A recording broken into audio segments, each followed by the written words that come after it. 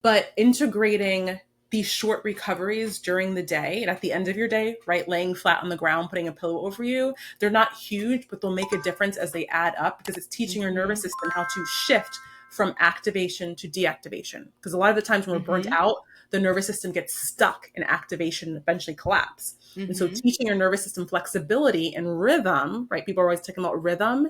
It's going to be very beneficial for the sustainability of your business, but also super simple to integrate when you first begin. You're listening to the Black to Business Podcast, an educational podcast providing Black entrepreneurs with the tools and resources to start and grow their businesses.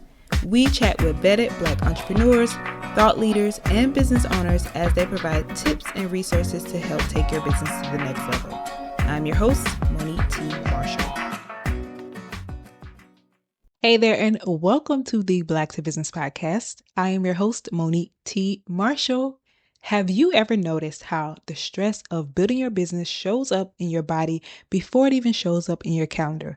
Maybe it's the tightness in your chest before a big pitch, the sleepless nights replaying decisions, or the exhaustion that lingers no matter how much you try to just push through. As Black entrepreneurs, we're told to keep grinding, to wear resilience like armor.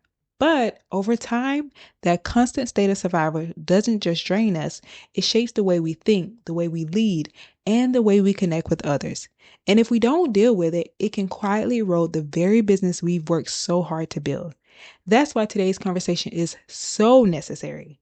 I'm joined by Lauren Dike, the founder of Harmona Inclusive Wellbeing, whose work dives into the science of the nervous system and how it impacts our leadership, creativity, and overall sustainability as entrepreneurs. Lauren brings a trauma-informed approach that goes far beyond surface-level self-care. She shows us how patterns like perfectionism, people-pleasing, and overworking are not flaws in our character, but signals from our nervous system that we've ignored for too long. In this episode, you'll learn what it means to rewire your nervous system, why doing the inner work is the real key to leading without burnout, and how to start creating a business that doesn't require you to sacrifice your health or peace. This is not about hustling harder. It's about leading for wholeness. And I'm just going to let you know that this is a masterclass conversation. So let's get into it.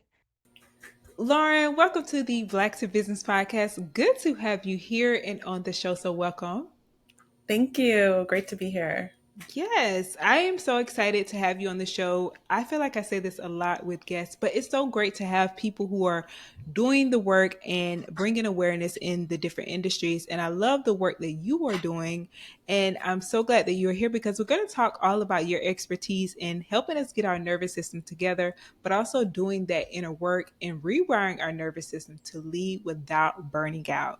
So before we get into that, if you could just share a little bit about who you are, what is it that you do in your business, and how did you get here?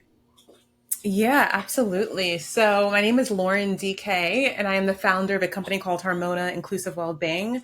And really, it's our mission to help organizations with things like burnout, psychological safety, retention by embedding nervous system science into their DNA. I also do one-on-one coaching for high-achieving women. So again, helping them with things like overwhelm, anxiety, burnout, and really understanding how to return back to themselves and kind of rewire these patterns that have become more of a challenge of working against themselves rather than with themselves during life. And so what brought me here was a bit of my personal and professional experience. So personally, I am someone that has struggled with anxiety-induced depression probably since the age of 8. And I tried everything from talk therapy, medications, alternative therapy, and they were always just short-lived and not sustainable. And so I was like, there's got to be a better way, right? And so it wasn't until I started learning about the nervous system that I felt really empowered to take ownership over my health, and I had more control over it, but also I felt validated in what I was feeling. On a professional note, in a previous life, I was in diversity, equity, inclusion, and I loved the work, but where I was noticing that it was falling short is that people we're having these conversations from stressed out and traumatized bodies, right? And so when we are stressed out and traumatized, we cannot authentically or safely connect with others. And so really, I was like, there needs to be a step where we're helping marginalized people feel safer in their bodies, right? So they can clearly see reality and not from a traumatized perspective, but also help people of the majority build capacity to deal with discomforts. They're not retreating or being performative to appease marginalized people, right? And so really, I just see this work as really about my own wellness journey, but also a deeper take on diversity, equity, inclusion. Wow, so many layers and so powerful because I think when people think about the stress, the trauma, and all the things, it's like these are things that you're saying are we first have to do that inner work, which is what I want to explore because I don't know if I've seen it positioned that way. And so today I really want to talk about first understanding what that means. So, what does inner work actually mean, and how do you define it in a way that makes sense, especially as we're dealing with business owners? Yeah. So for me and the methodology I use in my practice is a mix Mm-hmm. of somatic work, which is body first work, but also parts work, which is a form of internal family systems. And basically, it's off the principle that we all have like this truest self or highest Mm-hmm. self. And that self comes from a place of curiosity, being connected, curious. There's actually 8 C's. I can't remember them all. But basically, if you are not connecting to yourself or others from a place of curiosity and connectedness, we know that those patterns are rooted from unhealed wounds, right? Mm-hmm. And so I think when we're in our businesses, right, when we have self doubt, when we have imposter syndrome, when we feel burnt out, it's because these protective parts are acting too loudly, right? And we Mm-hmm. are not understanding how to lead ourselves from that highest self, from that most centered self. And so really I see the inner work is learning how to integrate, right? Because all of those parts are helpful and were helpful at some point in our lives, but to help them integrate, to trust our highest self to take the lead. And that way, when we approach those challenges, we can coach ourselves better to say, okay, I know I'm not coming from a calm, collected, curious, confident place. What is this wound trying to tell me? And how can I give it validation and support to work with me instead of against me? And that it seems like an easy process, but that takes a constant practice of inner work, in my opinion. Mm. I agree. I agree. I'm like, okay, how do we get there? But Lauren is going to help us today. So I love that you talk about that leadership aspect because my next question is really around how does ignoring this inner work show up in the way that we lead, the way that we make decisions? Yeah, so I would say that what we resist persists, right? Because Mm, these I want to say protective parts are screaming loudly to be heard. And what's happening is if we can't relate to them, we either react to them. So it looks like reactivity, overworking, perfectionism, all of those traits that aren't very favorable or aren't very sustainable, right? Or we suppress them, which leads to health issues, right? So stomach issues, headaches, poor posture, stress. And so really, it's about the longer that we resist them, this longer they'll persist and break us down. mm. And I love in the beginning you also talk about the your own personal journey related to this. And so then what does it look like for someone who is doing that inner work versus someone who is avoiding doing the inner work? Mm. I think there's a noticeable presence of calm, really. And I think um, people that tend to be more defensive, more reactive, more self loathing are Mm-hmm. people that are, you can see that they haven't done the inner work. Um, but really, I think it's about remaining curious and open to any situation and present in any situation. And that's really a sign that someone has really done that deep work. Mm. All right, so the noticeable thing. So when it comes to hormonal's approach to understanding stress, you come from that trauma informed perspective. So why is it important to keep in mind this when you're trying to learn how to stay regulated from the inside out? Yeah, so why is it important? Let me just make sure I understood your question. Why is it Hmm. important to have a trauma informed perspective when doing this work? Yes, yes. Well, so people that are traumatized, right? Their body has not realized a threat has passed, right? Mm. And so because of that, they're constantly trying to reaffirm the threat that's no longer there, right? But their body is hypervigilant. And so because of that, it's not only hard to see reality for what it is, right? Because you're always trying to reaffirm a threat. There's actually a trauma lens, but also you're not working with the most rational part of your brain. What we know is that when we're traumatized, our neocortex goes offline. So we're only left with the most reptilian, survival based part of our brain. And so when Mm-hmm. we're thinking about trying to be creative, start something new, trying to connect with others, we're not going to be able to do it as well, right? If we're not working with our prefrontal cortex. And so really it's a physiological, but also mental impairment when people have not healed their trauma. And I think it's also important to realize that when you're working with businesses or you're coaching other people as well, because when we're trying to fix people, that's not the correct approach because everyone's body is acting intelligently to keep them safe. And Mm-hmm. so really it's better to understand people and their patterns and help them relate to them again, as I said before, rather than just try to go in quick and fix people. Because again, it won't be sustainable if you haven't healed the root cause. Mm-hmm. Yeah. I love that. And that's that personalization. And also it's like it's not one size fits all for everyone. It's really going in and understanding where people are coming from and why they are the way that they are. So I love that you Mhm. say that. And now I want to switch gears into we hear about burnout, we hear about stress, and we also have talked a little bit about the nervous system. So I want to understand what all of this really is. So, despite I think sometimes burnout and stress being used interchangeably, how do they both show one, what's the difference between stress and Mhm. burnout? And then two, how do they both show up physically? Yeah, that's a good question. And I'm going to try to answer this in a simplistic, as Okay. simple as I can. So, the first thing we have to know is that stress is a perspective, right? It's relational. So, I always use an example touching a New York subway pole is stressful for me, where some people you can see Right. them eating pizza, licking their fingers, and they're like, oh, this is nothing, right? And so, the first thing we have to understand is that stress is mostly a perspective. I mean, there's types of physiological stress, like if someone's pressing down on my shoulder, right? I can't really control that. That's not a perspective. But a lot of the stress in this world is relational. When Mm-hmm. we talk about burnout, that is a type of stress, but it is when the body is collapsing because it can no longer take anymore, right? It's like the body has the red flag up, like, I can't do this. We need to conserve energy because we've been in fight or flight for too long.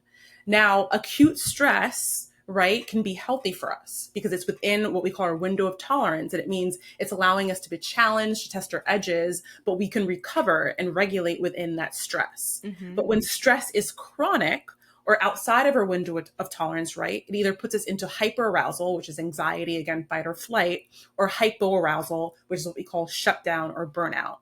And so, really, burnout is when we've missed all of the yellow flags, right? When we've ignored our body and our body saying, we need to rest. Like, this is actually good for you to be burnt out because you need to rest and conserve energy and recover.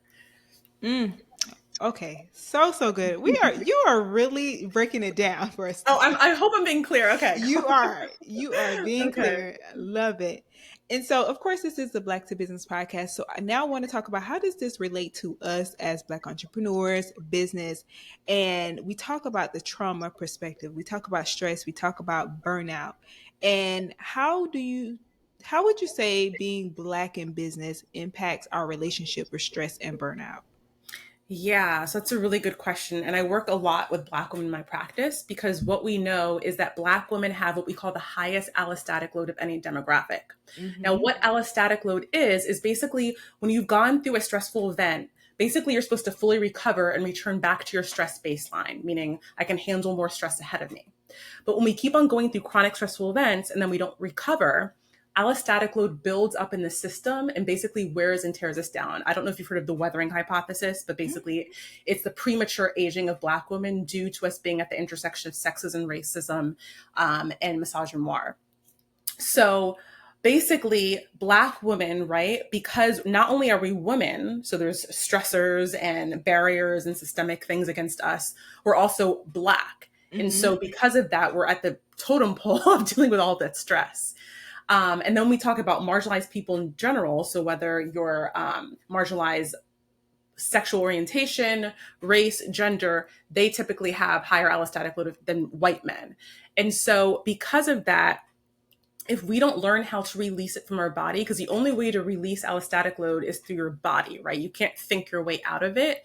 It builds up and breaks us down, and it affects our lifespan. It makes us more susceptible to different diseases, to different mental health issues.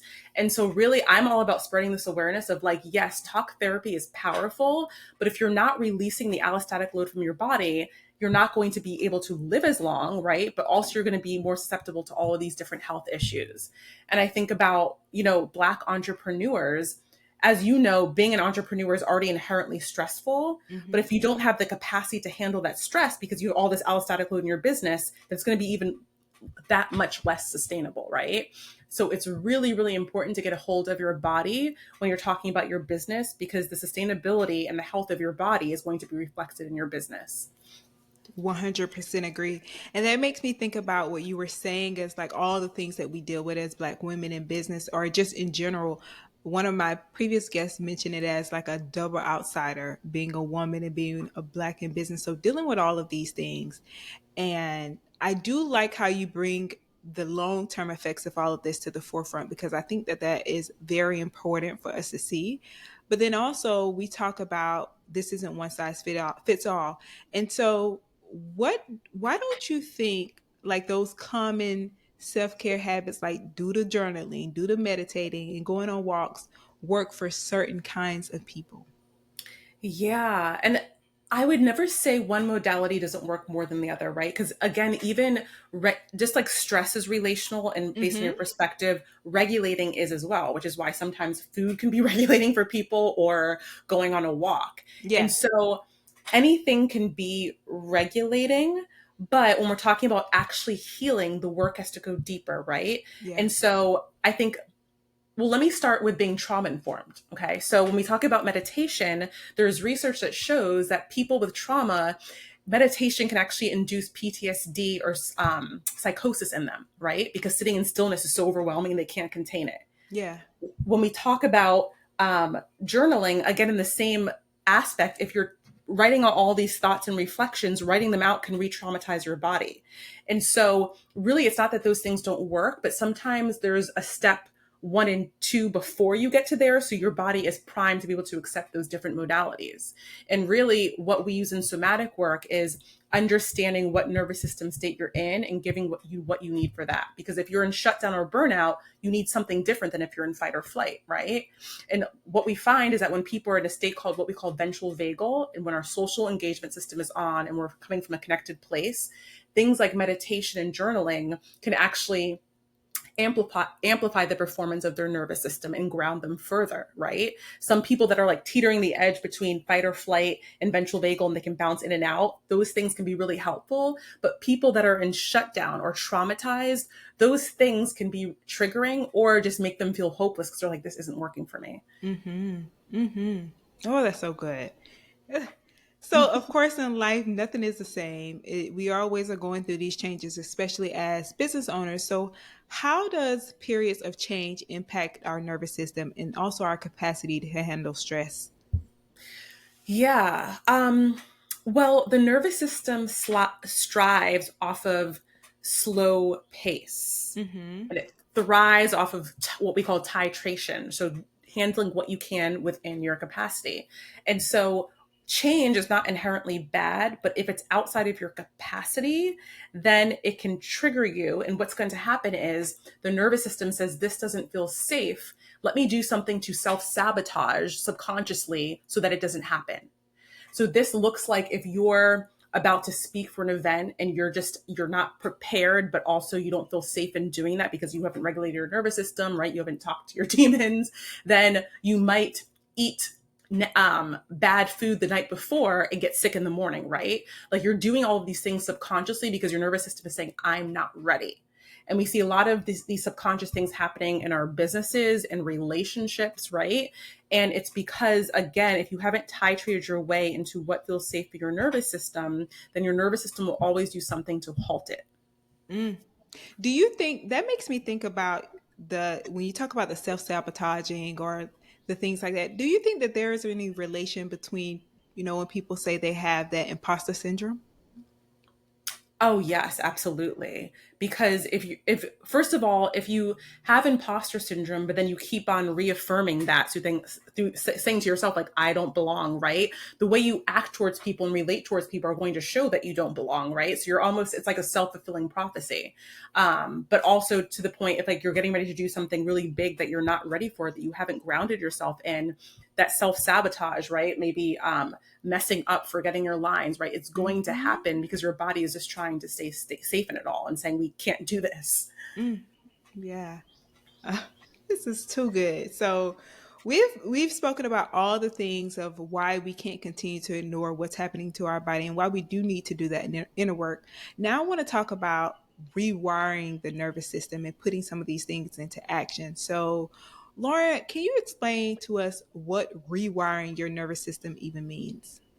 Yeah. So, I like to say rewire because you'll see a lot of people saying reset your nervous system. Mm-hmm. And that is physically not possible because what we know trauma is a permanent imprint on your nervous system, right? So you can't make the trauma go away. What you can do is create new experiences so that your nervous system learns a new way to exist, but also build capacity to be with what we call the charges that come with trauma.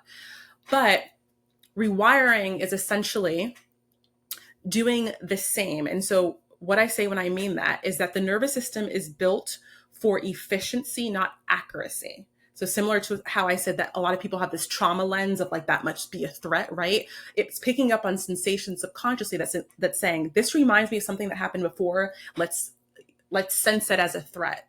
And so, what rewiring does is help your nervous system to develop new patterns through this titration to respond in a different way. And respond is the key word because a lot of our reactions are impulsive, right? The nervous system acts in milliseconds to keep us safe. So, when someone's getting angry, when someone's having imposter syndrome, right? When someone's people pleasing, that's happening very reflexively to keep us safe. And so a lot of this work is like slowing down, right? And bringing what's subconscious to the conscious level. It's a very layered tiered process, but to rewire those patternings that your nervous system has built to survive because we have these animal bodies, right? If you think about looking at a dog, it'll get hackles on its back when something scares it, right? It'll bark when it senses someone's outside. All of those automatic patternings, we're doing the same thing, but just on a more human level. And so hopefully that answers the question about rewiring. Yes, it perfectly answers. Because there are so many layers and so many inner workings of this. It's not just like, okay, you're done and think about this thing and I'm going to fix it and it's done. It's like the work that's required to actually do this. Yes. Yeah. And I think that's so important. So, what is the purpose of also, you would say, focusing on the body versus the mind when it comes to burnout prevention? Yeah. So basically, we have to understand how the body and the mind work together. Mhm. So you've probably heard of the vagus nerve. It's the longest nerve in our body, and it runs from the cranial stem all the way down through the belly. And it's basically like the communications highway between our brain and our body and the brain. But 80% of that communication is afferent, which means it runs up from the body to the brain. So it's happening when we're walking around, we're existing, the body will sense safety or threat and then send signals to the brain to enact a response. And so again, if we're going through something like burnout, anxiety, or stress, if we're just talking about it, not only is it re-traumatizing the body because the body's picking up like sensing a threat, but it's not helping the body feel safe. Because unless the body feels safe, right, it doesn't sense any threat, then the mind will follow. And what gets really tricky about this is emotional overwhelm has the same biochemistry as physical danger. And so if you get a nasty email or you're getting chased down by a tiger, your body's going to react the same. And so a lot of that is like coming to terms that your body is having an overreaction because our nervous systems haven't evolved since way back then. And so again, when we're living in that threat response for so long, that allostatic load builds up and we wear and tear. And so if you're going through burnout, if you're going through chronic stress, really it's about getting a hold of your physiological reaction so that your brain can follow. When you said that, it reminded me of when people say people liken speaking, they almost fear speaking in public as much as death. And it's like Yes. all of the That things makes are, sense. yeah, it makes sense now, perspective. And then it's also like if Hmm. I'm going through something, I'm like, why am I feeling so scared right now? And Right. it's not anything happened to me physically, it's like me thinking about it. Exactly. And to that end, I think, because emotions carry the same charge as physical danger, Yeah. the body will work hard to avoid them, right? And Mm-hmm. I always say that emotions are energy in motion. So when we suppress emotions, that is a form of stress too, because all of that energy that wants to be expressed, that Yeah. wants to be moved, gets suppressed. So a lot of people think burnout are things like overworking or going too hard at the gym, but burnout can also be the cause of suppressing your emotions too much and not expressing yourself, right? Or not living authentically. And that's really important because I think, especially when we're talking about marginalized people with Black women, we're always code switching, right? And this is a trauma response, but also needed in this world. All of that suppression is stressing our bodies in ways that are different from, again, overworking or going to the gym too much. And so, really getting people safe with feeling their feelings. Again, people Mm-hmm. throw around that saying, it's not as easy as you think because those feelings come with a charge that really signals threat to the body. Mm, that's so true. I'm so glad that these are the conversations we need to have. You are the people we Yes. need. So I'm just so like, thank God. Yes, I'm so happy to be having this. Yes. And so what are so we want to talk about like the action side of the things even more. So it's like we got all this information, we know what we need to do, and people are thinking, okay, how can I start simply? So Lauren, what would you say are some simple body-based tools someone can start using right now? Yeah. So let's start with, and I'm not going to go into the different nervous system states, but realizing that everyone's stress pattern is different. Mm-hmm. So if someone is burnt out, right, the body has collapsed and it's saying, I want to conserve energy. And so if you are burnt out and you do something like high intensity workouts, even if you walk for too long, you're further wearing the body down. So it's saying, I'm overwhelmed. I can't take anymore. So when you are in that state, what your body needs is gentle mobilization. And so I wouldn't say something like hot yoga, but something that just is organically moving your body. With my clients, a lot of it is just doing something called spinal sways. So just swaying side to side or rocking back and forth. Because what you're doing is you're allowing that energy that's been pushed down to slowly come back up. Also, something called containment. And so, what happens when we're burnt out, when we're shut down? The body has numbed itself because it's saying, again, everything's too overwhelming. I don't want you to feel anymore. And so, to help it unnumb and to help what's been suppressed to become expressed, touch is really, really helpful. So, whether you're just lying flat on the floor and you put your hands on your chest and your belly, even better if you squeeze a pillow, right? That's going to help that expression to come back up and your body to feel safe to express. And this, it's not going to happen overnight, but you're going to start to feel relief if you start to do it consistently. Now, if you're someone that's in fight or flight a lot, so basically anxiety, right? Your nervous system wants to mobilize. It's saying run away, right? But if you're sitting at your desk, you're not doing that. And so what's really helpful in that state is to discharge the stress either through doing things like shaking, brisk walking, or even brisk breathing. So I like to do breath of fire. So it's basically just taking sharp exhales out of the nose. So Mm-hmm. right? Things like that, because energy wants to be mobilized. And if Right. you're in that state for too long, you're going to go into shutdown because the energy is like, I haven't mobilized, I'm going to suppress, right? So those practices, they seem very baseline, but they're really crucial to give your body what it needs for its specific state. Yeah. I love, love, love that this is all about at the specific states. Because, I mean, I'll be honest, I thought it was like, okay, we do this thing and it works for whatever stage I'm in. And it's like, Yeah. no, understanding your body and what you need in that moment. So, Exactly. And even, I mean, even further, that's why it's really important to work with a somatic practitioner because some people, even like despite the things I told you for burnout, they still are mm-hmm. so dissociated that they can't get into their bodies. And for that, it takes some serious inquiry, some visualization to eventually get them back into their bodies. But it can be a very hard process for people because their bodies are basically saying like, I don't trust this, right? I'm holding Mm-hmm. on, I'm numbing out. And Yeah. so it is very, everyone's bio individual, right? And so everyone needs something different. But I think those are great general places to start for everyone. So right. And Yeah. so what we're talking about these things, and I think for business owners sometimes it can be like, okay, these are nice to have things, but they're not necessary. And so why is nervous system regulation a leadership tool, not just a wellness practice, and how can it be used in the workplace as such? Yeah. Well, if you ask me, I might be biased. I think nervous system work is a foundation, yeah, to Hmm. everything. Because when we're talking about things like psychological safety, conflict resolution, diversity, equity, and inclusion, they're all relational. And so if we're dealing with dysregulated nervous systems, right, nervous systems that aren't in balance, then Hmm. all of those things are going to be either short-lived or ineffective because we're dealing with people that can't safely connect. And so I think what's really important to note again, if we are in a survival state, meaning we don't feel calm and collected, our body senses connection as a threat, right? And so if you're a leader that's dysregulated, stressed out, and you're trying to connect and lead people, you're not going to get their trust because your body is trying to reject or reject them, right? You're also not working with your highest intelligence. Because remember, when the body is stressed, the neocortex goes offline. You're only working with your primitive survival based brain.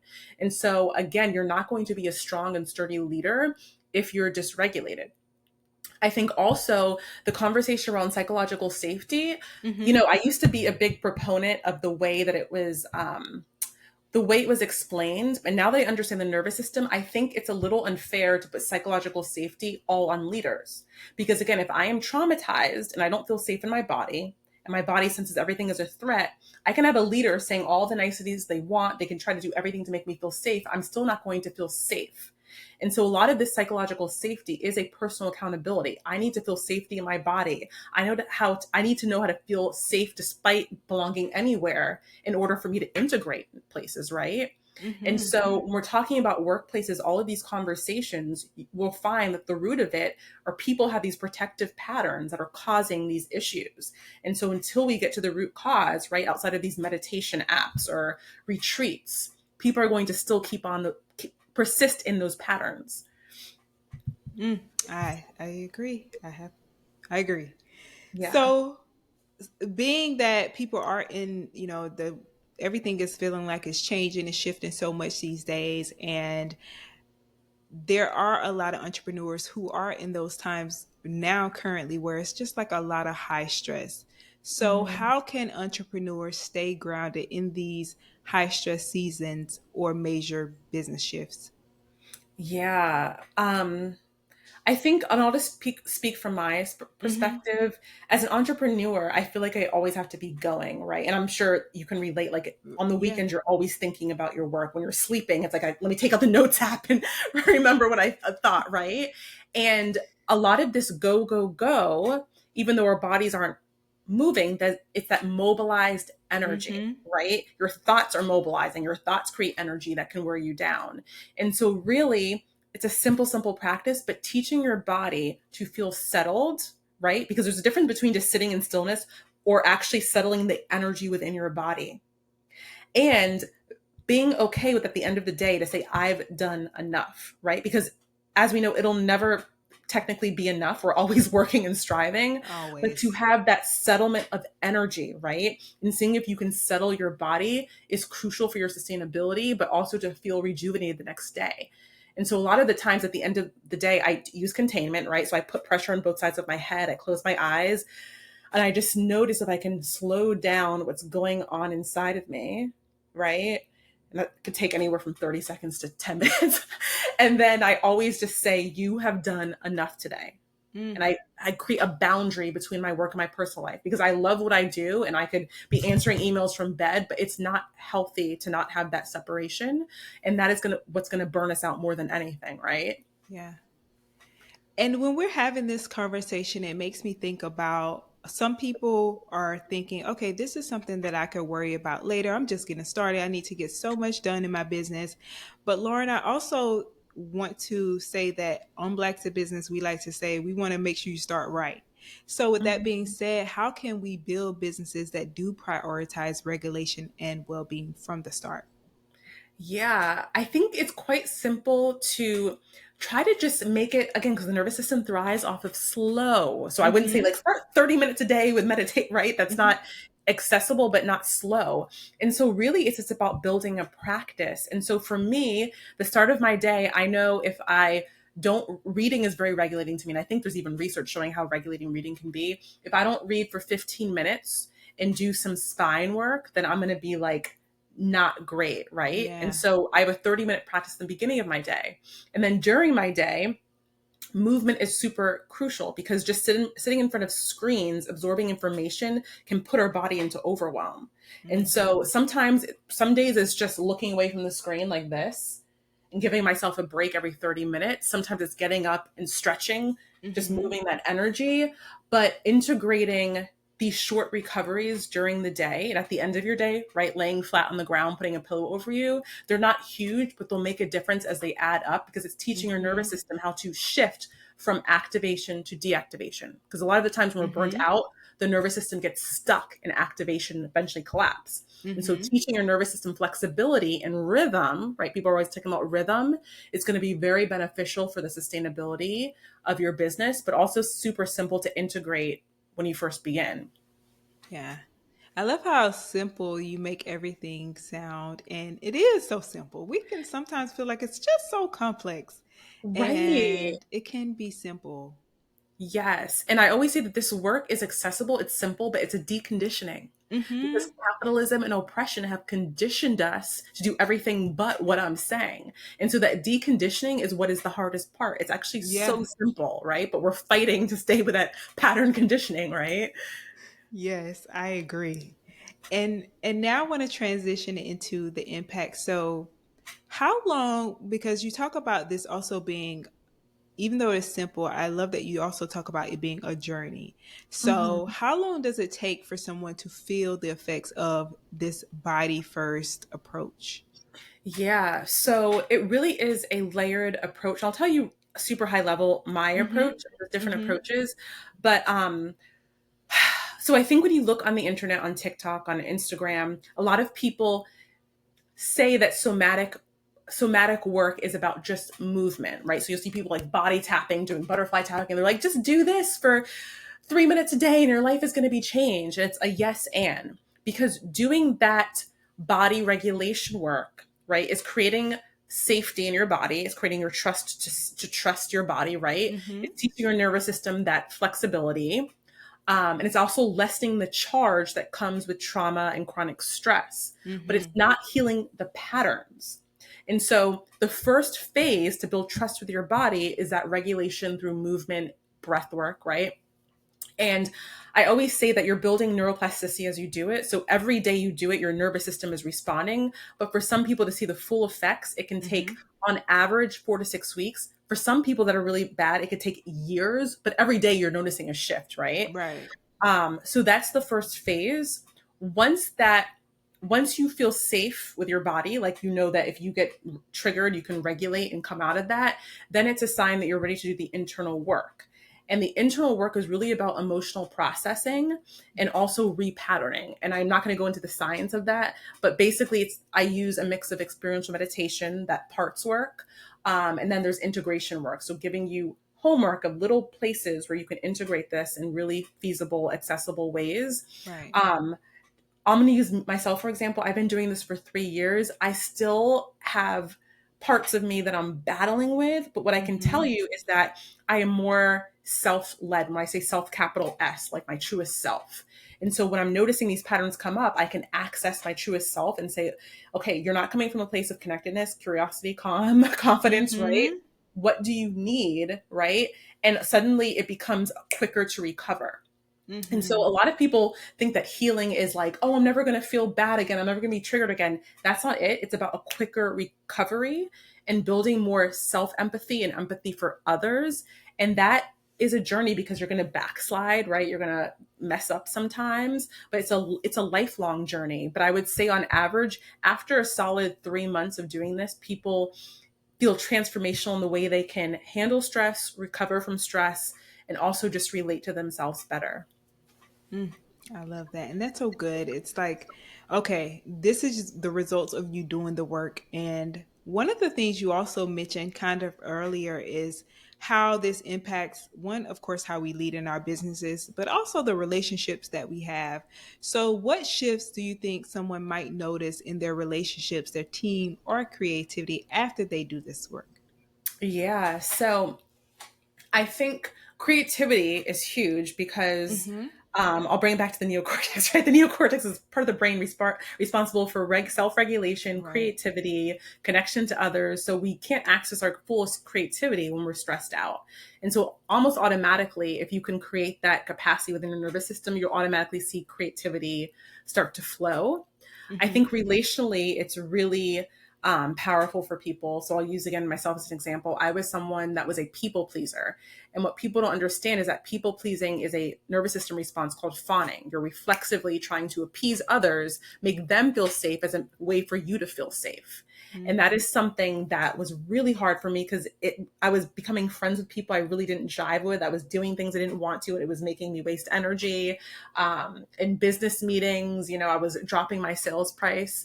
And so once I got a hold of like, oh, that's a pattern that kept me really safe at some point in my life, and it's Mm-hmm. still sensing that this situation as an adult is not safe. How can I work with it to tell it this isn't that situation? How can I coach it with myself, right? And then when you start to do that, you'll notice that you live more in alignment, right? Because you're not, Mm-hmm. for me, I wasn't dropping my prices and then feeling bitter when I was like, oh, I should have charged him double this, right? Right. I was finding friends that were aligned with me because I was showing my authentic self. And so, really, a lot of this work is just showing more of your authentic self before trauma, before anger, before people pleasing. And when you do that, you automatically attract more alignment, right? Because Mm-hmm. your authentic self is making all the choices. Mm. So good. I mean, Lauren, I feel like this conversation has just been the tip of the iceberg of all the Yes. things. And so now, because this has been so valuable, I've been educated, inspired, motivated, but also you've given us practical tips and steps on how to actually get into motion. So, I want to talk more about the work that you are doing and some of the continued to support. So, let's say I'm a brand new entrepreneur. Currently, I'm transitioning out of my corporate life. What one on one resources do you offer to help someone begin their journey on this right path? Yeah, so I have one-on-one coaching packages. They're either packages of 4, 8, or 12 weeks. Mm-hmm. And basically, it's for that high achieving woman that feels really overwhelmed, burned out because of the corporate role, right? You can't just shift out of burnout. So it's something that lingers, or dealing with things with just like low energy, not finding rhythm within their day. And really, it's called the Return to You program, right? Because we're trying to Mm. return back to your authentic self before all this Yes. conditioning, before all this burnout. Mm-hmm. And really, I see that my programs it's not a fix, because what we know is that everything about you makes sense, right? Your body is intelligently acting to protect you. There's not going to be a hard before or after, but there's going to Mm-hmm. be a slow becoming of who you were meant to be. And so a lot of women come to me who have felt lost, or they're in a transition, or they just became a coach. They don't feel comfortable marketing, right? And what we're doing is we're just helping them feel safe to their body, relate to the cues of their body, knowing how to understand and coach and regulate them, but Mm-hmm. also building new relational habits from these patterns, right?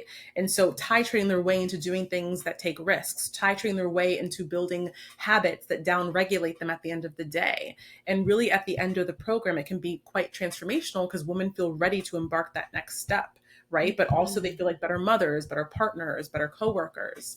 And so those are the services I offer one on one. I've kept it to women. I have had male clients, but I just, as for marketing purposes, I just target women.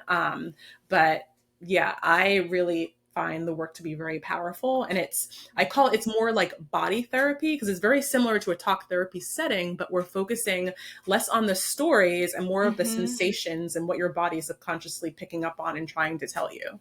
Yeah, we got to do that inner work. We got to do that work. Mm-hmm. Now, on the other hand, if I were a business leader and I can see that my team is facing some sort of blockage, what kind of resources do you offer to help mediate those kinds of issues?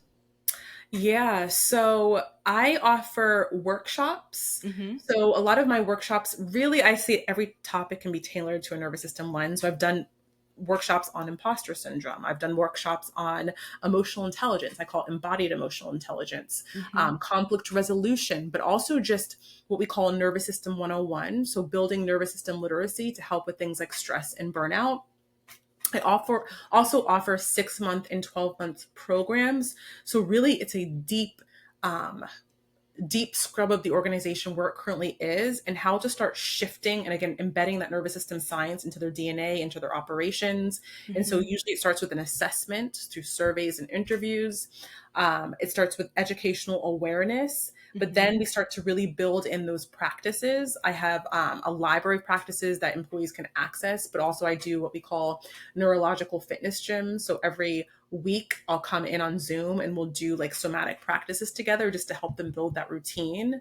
But then we also look at relational dynamics policies. So Mm-hmm. think about a DI assessment, but it's for stress and burnout.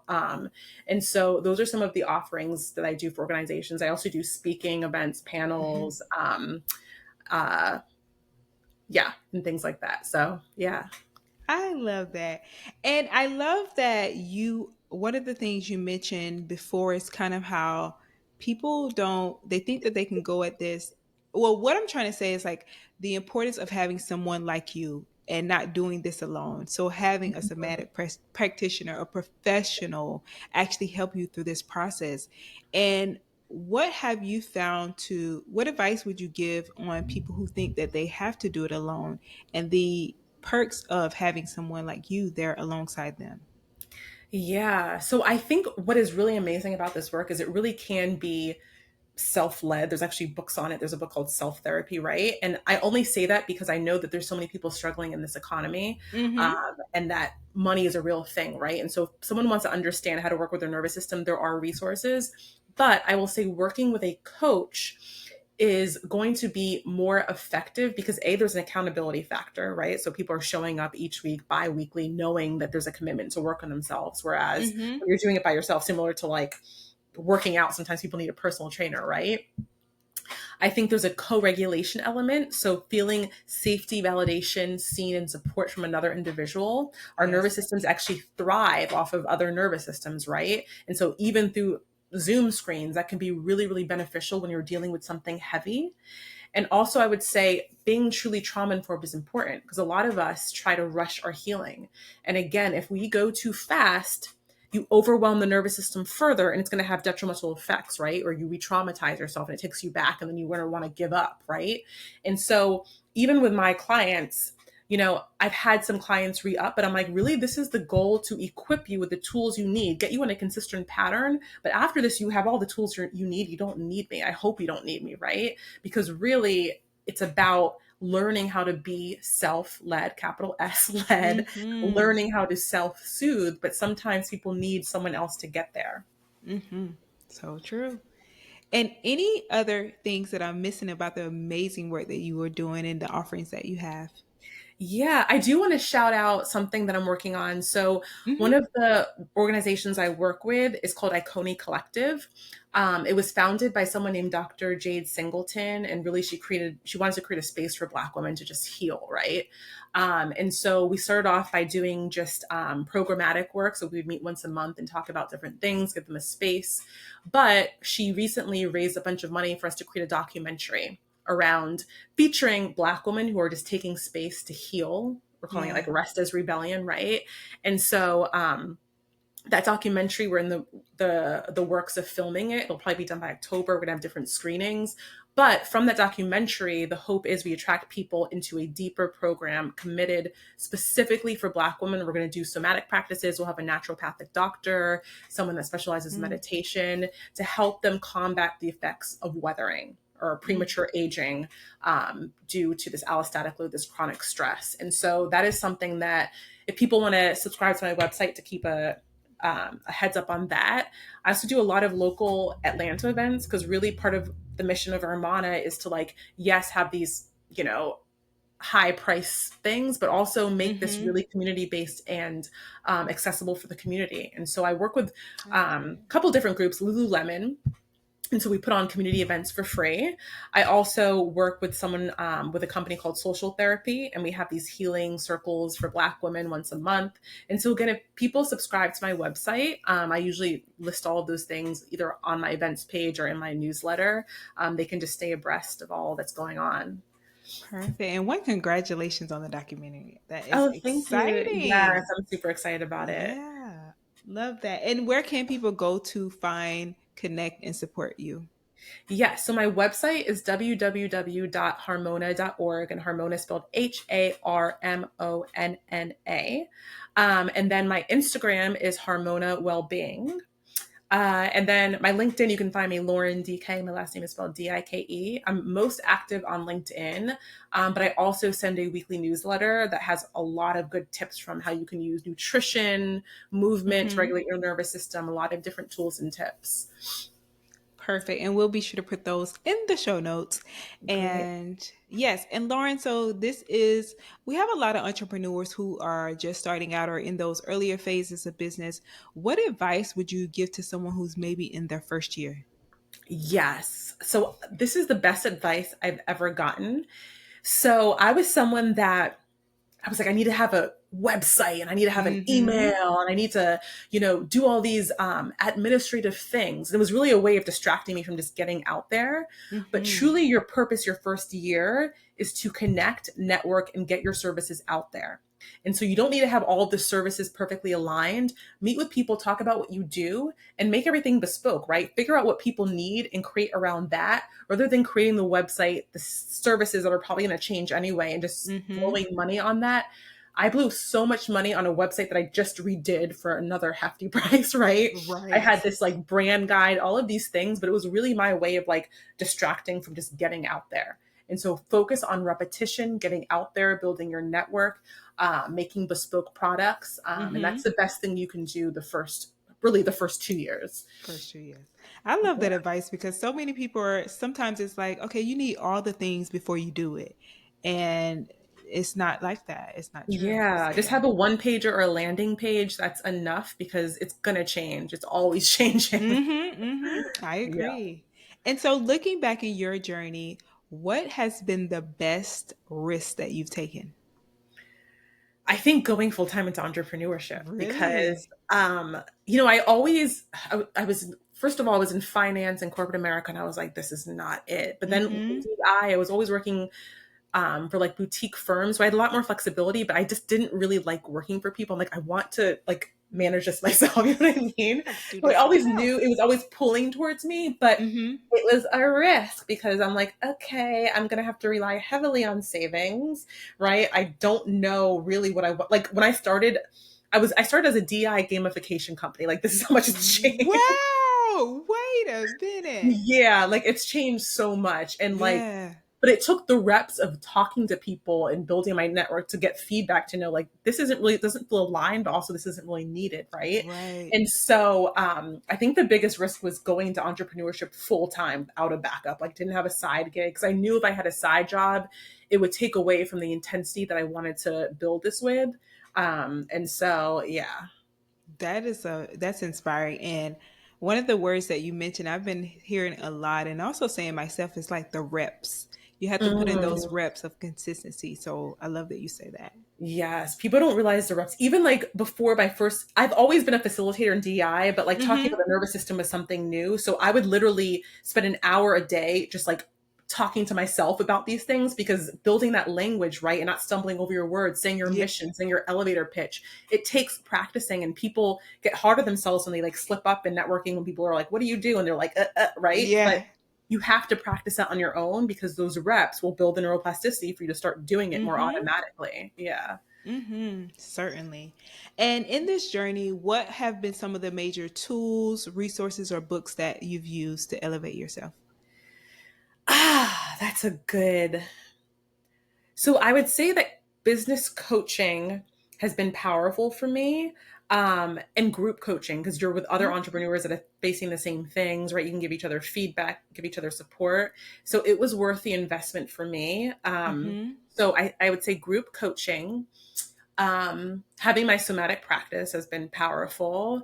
And then books, I read a lot of books around like the nervous system. So I don't know, like, I don't know if I read a lot of self-help books. Mm-hmm. Um, but I would say that having a strong connected network of other entrepreneurs has been most powerful, because even with my friend groups, my family, not everyone's entrepreneurs. And I feel like almost insecure talking about it with them, because I'm like, oh, they don't really care. They don't get how heavy this is, because this is like my Mm-hmm. life, right?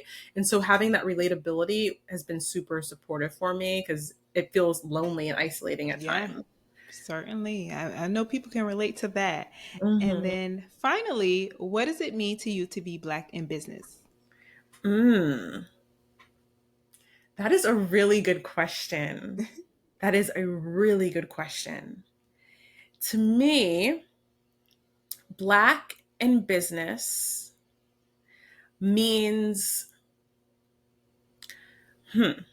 I think it means showing up authentically and knowing that that is excellence. Mm, Because I think we always, use the words Black excellence, and there's a certain persona or these certain milestones that means Black excellence. But I think if you are a Black person that can show up authentically, that is excellent, and that is a risk, because it's very mm-hmm. scary to do so. And Mm-hmm. to know that you're enough is something that's very scary, but something that is excellent. And so to Mm-hmm. be Black in business, to me, is to be authentically yourself. That's a word. Lauren, this has been amazing. Such an inspiring conversation, insightful conversation. And just thank you for the work that you are doing and also being here to pour into the Black to Business audience. So thank you so much. Yes, Monique, it's been a pleasure to speak with you and to meet you as well. Tell you that this was going to be a masterclass conversation. Like, this is one of those conversations I will definitely go back and listen because it was just so fruitful. And what I loved about this conversation is how it reminded us that real leadership doesn't start with strategies or systems, it starts with doing that inner work. Lauren helped us to see that stress, the burnout, and even the ways we sometimes doubt ourselves are not signs of weakness. They're signals from our nervous system asking us to slow down, heal, and lead from a grounded place. For us as Black entrepreneurs, this is not just about wellness, it's about sustainability, longevity, and protecting the vision that we're building. So, here are three key takeaways because it was so many. But my top three were: your body holds wisdom. Listen to its signals instead of pushing them aside. Secondly, stress and burnout are not the same. Knowing the difference really helps you to catch the warning signs earlier. And the nervous system regulation is not a luxury. It's a leadership tool that makes your business more sustainable. So if you want to dive deeper into the resources and tips from this conversation, head over to blacktobusiness.com/266. And if this episode spoke to you, please make sure that you share it with another entrepreneur who needs this reminder today. Thank you for showing up and being a part of the Black to Business family. But most importantly, shout out to you for showing up for yourself and your business. I cannot wait to see you back here next week, same time, same place. But until then, keep building boldly and keep pushing the culture forward. Later.